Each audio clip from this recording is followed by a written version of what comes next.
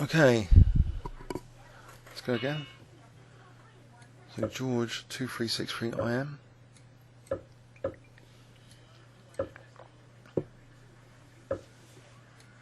Aha.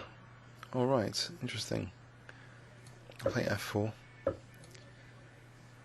So do I try and stop Bishop A6? Maybe C4. Be a good surprise weapon here. I'll try that. Try and use the extra initiative to pressurise for opening up the game, opening up the lines. Because my esteemed IM opponent, I've got a bit of initiative.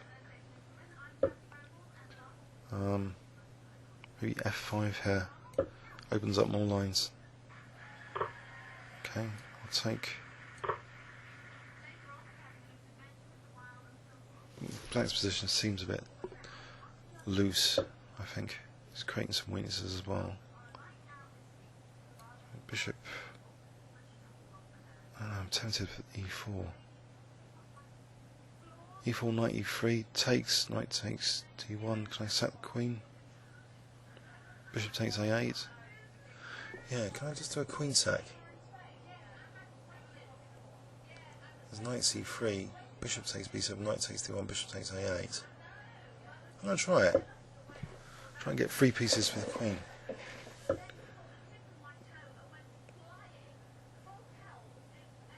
Ah, he hasn't quite gone for it. Okay. Haven't I got queen H6 here though, and knight G5? Queen H6.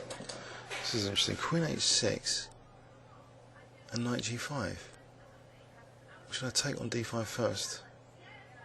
Then Queen H5. But then there might be F6. Maybe it's better to keep that sort of pin on D6, on D5. So Queen H6, F6. I've got Bishop takes G6 as well there. So I'll go in for that weakness, the gaps on the dark squares, crude play. Never know.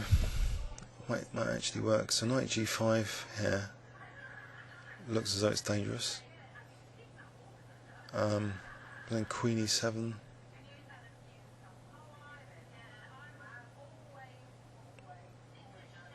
I guess E takes F6 is out of the question.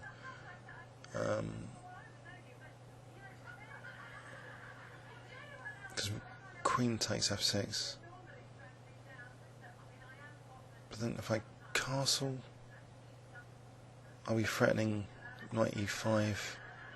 So he plays knight D7, say knight E5.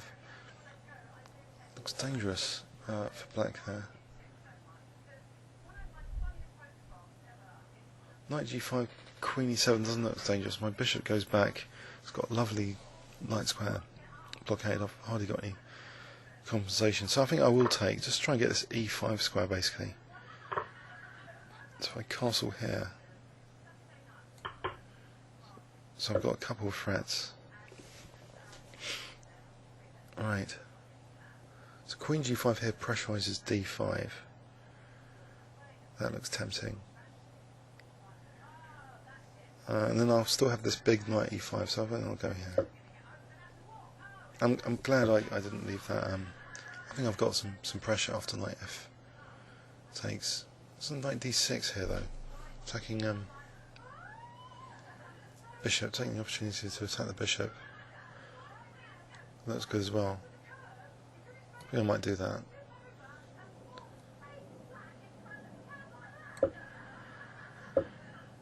Okay, I could take that bishop, and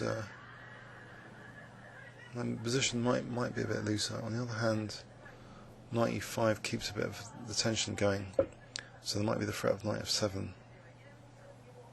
So I'm tying down the queen at the moment to protecting B7. So these knights are kind of aesthetically pleasing. Knight D7 as well is a potential threat. So if the rooks come off, there'll be knight F. Well, there'll be knight takes B7 threatened, as well as knight F6.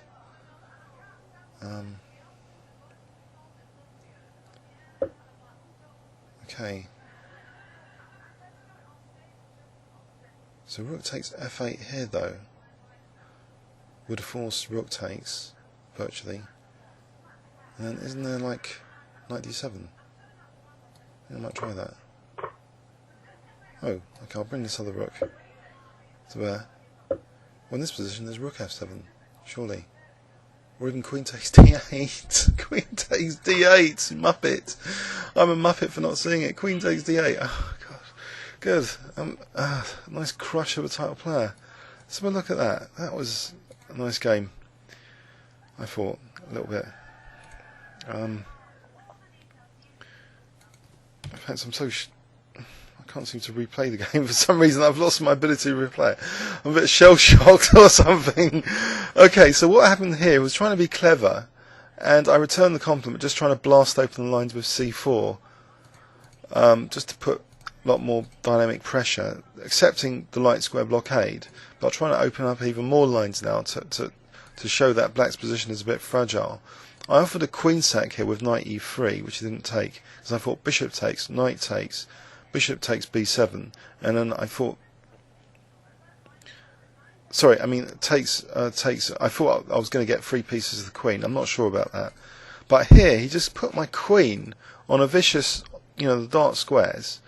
Here was critical to try and keep the position open against his king, and I think maybe I did the right thing, because this e5 square is often critical in the French. If a knight goes there, it's very dangerous. So these knights were actually kind of beautiful now, both of them working together. But here I had queen takes d8. I'm glad I noticed it here.